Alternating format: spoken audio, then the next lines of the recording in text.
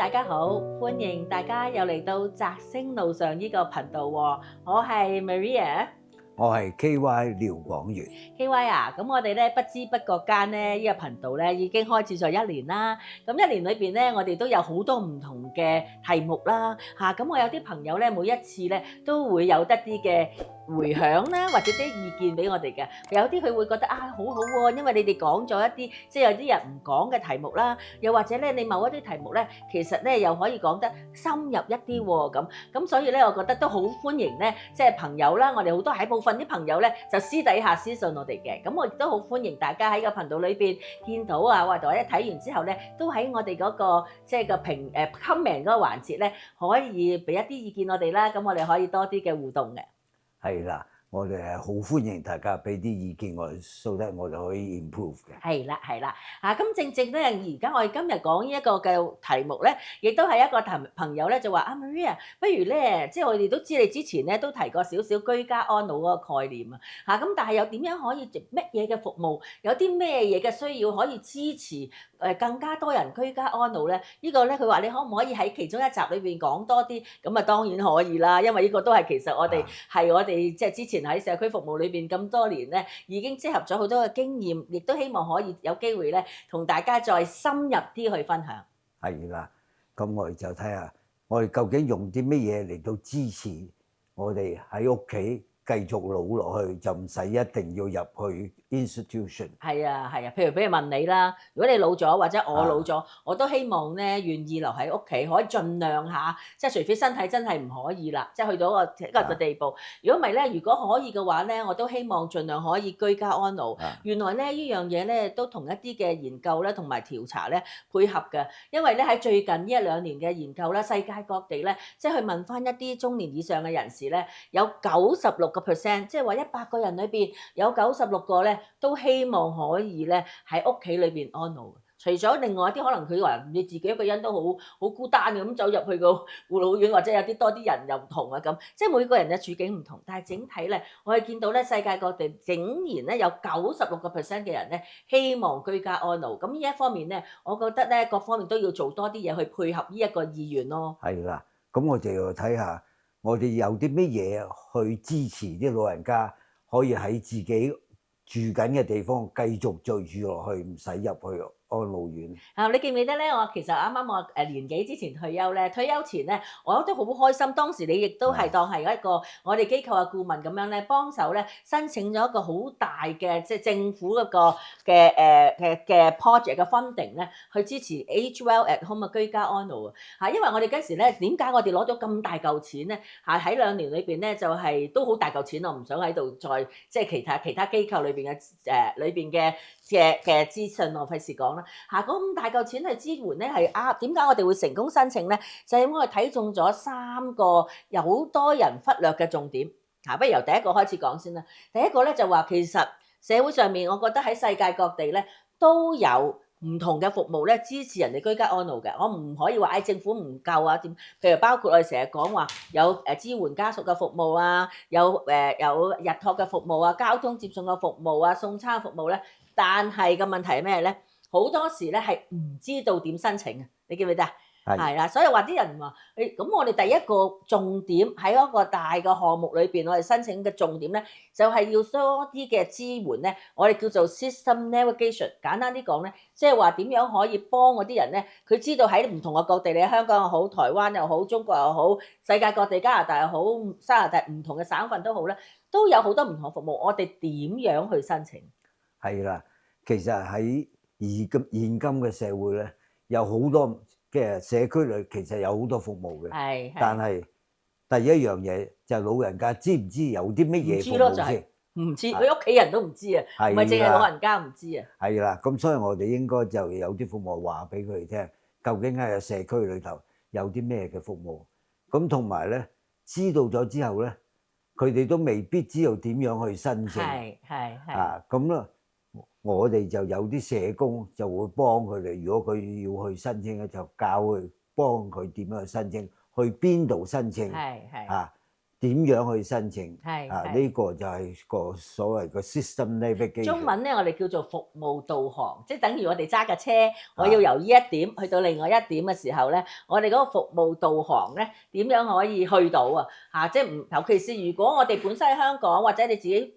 熟悉嘅地方，你都喺語言嗰方面咧冇困難啦。但係如果你去到世界各地，去到英國或者去過其他地方，去到而家加拿大咁樣，仲要加埋語言嗰個困難喎。係咪？咁變咗咧，更加好似咧障礙咗佢哋即係可以接受服務嗰個情況。咁所以話其實服務當然有不足嘅地方啦，但係起碼有提供啊嘛。但係我哋發覺其中一個缺口啦嚇，好大個 gap 咧，就係話好多人都唔知道點樣申請。until 去到咧，有多時我哋見到好多個案咧，去到醫院啦，或者入到醫院啦。佢先知話已經自己可能屋企有好多嘢唔足夠支援佢啦，佢跌親或者意外入到去醫院啦，先至會有社工或者有其他嘅幫助醫院裏邊嘅即係福利嘅方面嘅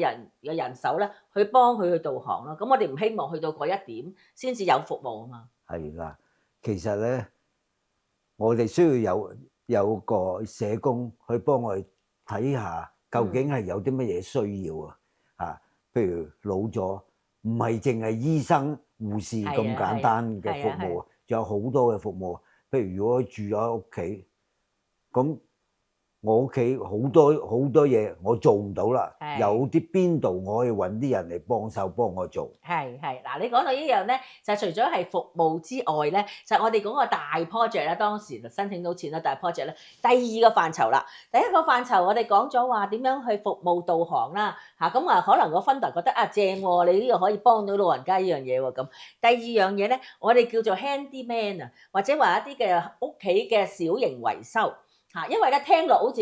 好少嘢啫喎，但係即係正咧就重要到不得了。我舉一個例子啊，嚇，譬如好簡單，譬如我當我獨居啦，咁我依間屋，咁我如果一個人住嘅時候壞咗個燈膽，我又爬唔到上去咁高換燈膽，好沮喪㗎喎。或者咧有一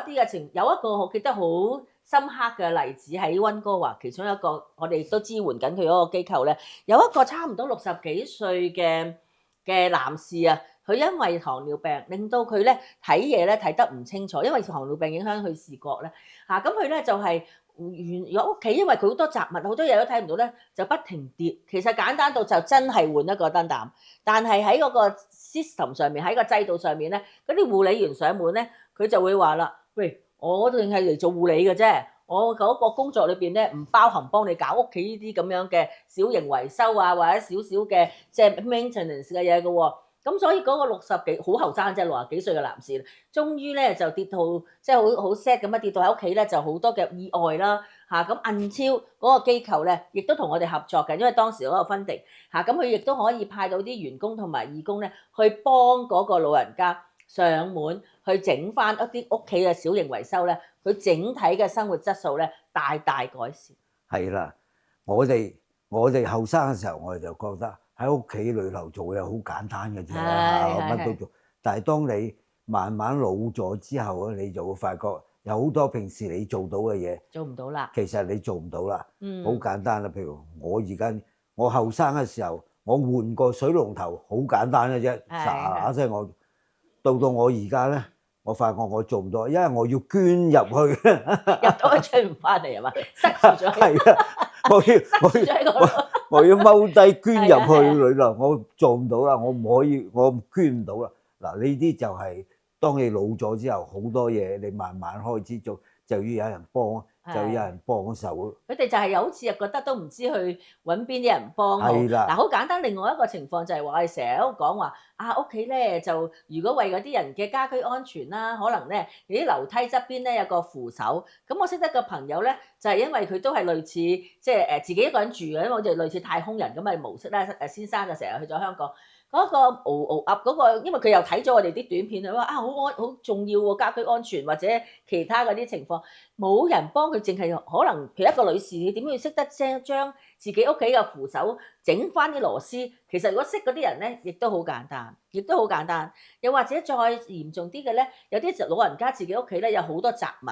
嚇，唔識得點樣去清理。點樣去執下間屋咧，令到佢可以個空間住得舒服一啲咧，都係一啲咧好多時聽落去嚇，好似好少嘅事，但係整體咧，對於佢個生活質素咧，真係大大改善好多咯。係啦，咁所以其實如果我哋要幫啲老人家真正家居安老，喺翻自己個屋企繼續老落去嘅話咧，我哋又需要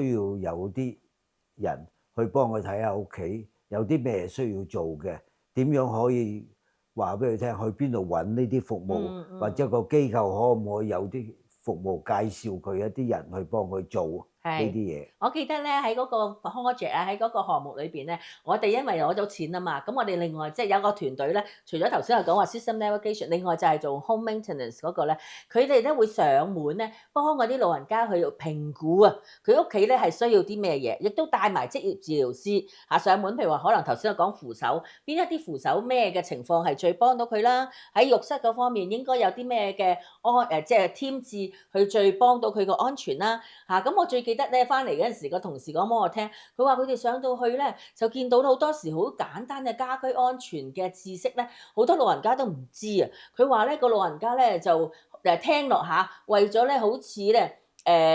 容易啲清理嘅廚房咧，就將成個廚房個背個牆咧鋪滿晒保鮮紙嚇，咁佢好似容易啲啩。原來咧上去睇嗰個同事咧就話咁樣咧，其實有好大嘅着火嘅危機，咁所以就嗰時間咧幫佢清理晒嗰啲，即係佢以為容易啲好嘅嘢，其實就係好危險嘅嘢嚇。咁所以咧都要一啲嘅即係專業嘅人士啦，上門去評估啦，究竟佢應該去點樣做咯。係啦嚇，咁所以呢一個 handyman 呢一樣嘢咧，好多時我哋覺得喂好簡單啊，點解啊揾人做？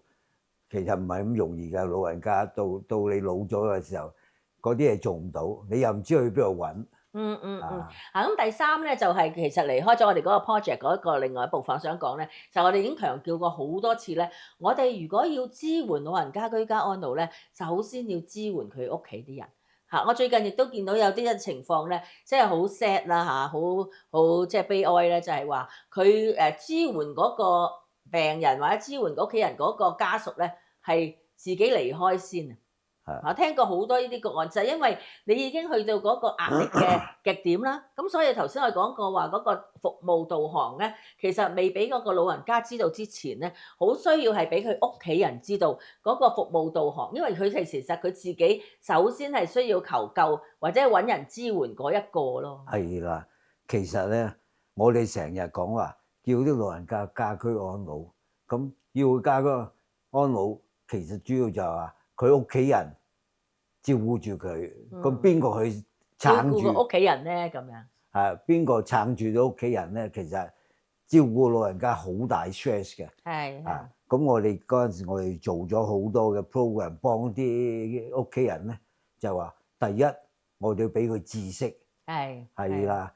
幫佢知道究竟個老人家嘅問題係咩，咩係 Alzheimer，啊中咗風之後究竟係點樣處理呢一個知識。另外咧技巧就係技巧啦，咁我點樣 deal with 佢咧？我點樣 deal with 個 Alzheimer 嘅老人家咧？呢個又係需要學嘅好多嘢。我哋見過好多啲屋企人同個 Alzheimer 嘅老人家死過，咁就係即係你又唔明白佢咩嘢，咁所以咧我哋要教佢一啲技巧，咁最後嗰個咧就係個屋企人自己嗰個心理健康啊。因為好緊要嗱，咁所以我覺得咧，其實件事情咧唔係話三言兩語就可以解決嘅嚇。咁另外雖然我哋話居家安老啫，我哋唔係話鼓勵個老人家就一個禮拜7日24小時都係留喺屋企喎。我哋咧好鼓勵啲老人家咧出去嗱，或參加政府唔同部門嘅即係老人服務嗰啲即係日託啊，或者其他即係就住佢個人嘅興趣同埋需要嘅活動啦。你成日強調咧，老人家都出去吹水啦，即係你要maintain嗰個社交啦。即係令到或者有啲嘢你有個宗教信仰，可能去教會中，即係你唔係留喺屋企嘅，你居家，即係你唔需要去院舍生活啫，但係令到自己嗰個生活咧多啲嘅唔同嘅安排啊，同埋令到你多啲開心，去 promote 翻你一個開心嘅居家安老嘅生活。如果你喺屋企唔開心嘅，咁你可能喺個院舍或者多啲人同你傾偈。咁所以最緊要你係保持嗰個社交嘅活躍，個人嘅情緒嘅健康嚇。咁我覺得咧，即係你先可以有一個快樂嘅居家安老嘅老人家，唔係話佢真係喺屋企講得俗啲喺屋企漚咁樣啦。咁你正正唔係我哋想見到嘅情況啦。係啦，我哋居家安老唔係淨係呃咗個老人家喺屋企，係啊，咁就悶死算啦咗。嚇。我哋需要係一種全天候好多嘢嘅配合其他嘅，嘢又配合。係咁如果機構係幫緊啲居家安老老人家咧，你就要睇下我點樣幫個老人家同個社區保持聯要繫，保持聯繫。係有機會佢出去吹水。吹水王啊，呢個係重點啊！咁所以咧，我其實整合今日咧，我哋希望咧，我哋亦都成日都好察覺咧，喺我哋嘅服務啦，或者喺目前嗰個情況，仲有冇啲咩服務嘅缺口未足夠嘅話咧，我哋咧都扮演一個倡導者嘅角色，希望咧透過我哋嘅頻道或者透過我哋平時我哋亦都喺一啲機構做緊啲顧問嗰個情況咧，去幫手話俾佢哋聽喺邊一方面咧需要做得更加多，先至可以咧支持老人家居家安老呢個心願嘅嚇。咁我都希望居家安老㗎，你都希望可以居家安老㗎。我而家都係居家安老啊！咁我祝願咧其他嘅長者啦都可以咧好開心咁樣喺屋企享受佢嘅晚年嘅。好，咁我哋今日傾到呢度，OK，多謝大家，拜拜。拜拜。